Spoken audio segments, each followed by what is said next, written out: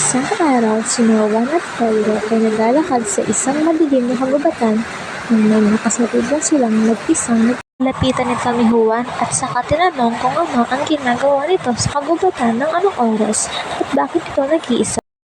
Nag-aatubiling sumagot ang matanda nang makita niya sa mga mata ni Pedro ang takot.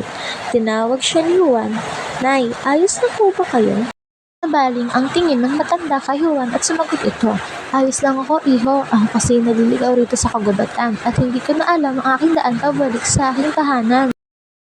Kita sa mata ni Juan ang kanyang pag-aalala sa matanda. Samantalang si Pedro ay bumulong kay Juan na sinabing, "Juan, tara na tumakbo. Natatakot ako sa matandang iyan."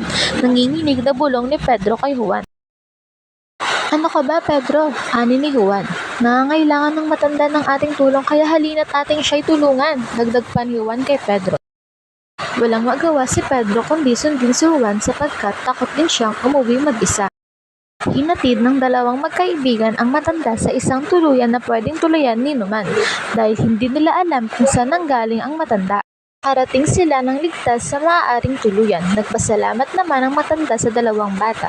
Napagdesisyonan na rin nila Pedro at Juan na doon na rin magpahinga at magpalipas ng gabi.